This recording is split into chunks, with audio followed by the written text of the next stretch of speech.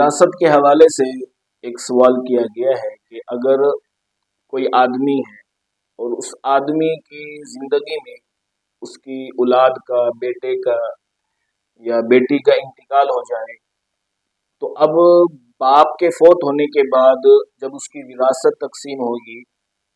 तो क्या उस आदमी के जो फौत शुदा बच्चे हैं जो पहले फौत हो गए थे उनको विरासत में से हिस्सा मिलेगा या नहीं मिलेगा, और जो बच्चे पहले फौत हो गए उसके बच्चे भी हैं तो अब उनको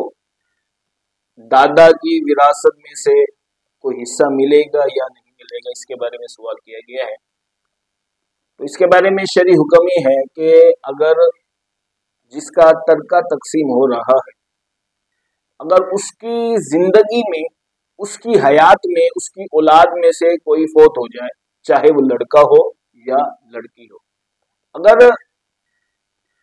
जिसका तरका तकसीम हो रहा है उसकी हयात में ही उसकी औलाद फौत हो जाए, तो ऐसी सूरत में बाप के फौत होने के बाद उस फौत शुदा बच्चों को विरासत में से कोई हिस्सा नहीं मिलेगा, और ना ही उसकी औलाद को ये हक है कि वो अपनी दादा की विरासत में से कोई हिस्सा मांगे। यानी पोतों पोतियों के लिए, नवासा के लिए या नवासी के लिए नाना या दादा की विरासत में से कोई हिस्सा नहीं मिलेगा। हाँ, इसमें ये बेहतर है कि अगर दादा की या दादी की या नाना की या नानी की विरासत तकसीम हो रही है तो उसके जो वारिस हैं, मरने वाले के जो वारिस हैं, उनको चाहिए कि वो अपने माल में से, अपने तरके में से कुछ हिस्सा अपने भाई के बेटों को, भाई की बेटियों को दे दें। इस तरह क्या होगा? इस तरह ये होगा कि उनकी दिलजोई हो जाएगी।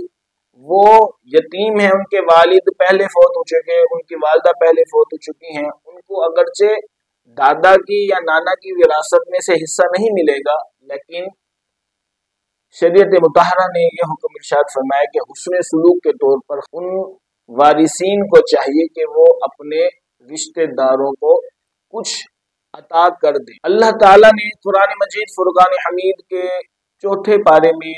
सूरह निसा में इरशाद फरमाया कि जिसका खुलासा और मफहूम ये है कि अगर विरासत के वक्त कोई तुम्हारा करीबी रिश्तेदार आ जाए, तरका तकसीम होने के वक्त अगर कोई करीबी रिश्तेदार आ जाए, उसका अगरचे विरासत में कोई हक नहीं है, लेकिन तुम पर लाजिम और जरूरी है, बेहतर यह है कि तुम थोड़ा सा हिस्सा उसको हुस्न सलूक के तौर पर दे दो ताकि उनका भी काम हो जाए, तुम्हारा भी काम हो जाए। तो खुलासा कलाम ये है कि अगर बाप की जिंदगी में औलाद का इंतकाल हो जाए तो बाप की विरासत में उस फौत शुदा औलाद को कोई हिस्सा नहीं मिलेगा, और इसी तरह उनकी जो औलाद हैं उनको भी दादा और दादी की या नाना या नानी की विरासत में से, तरके में से कोई हिस्सा नहीं मिलेगा। वल्लाहु आलम बिस्सवाब।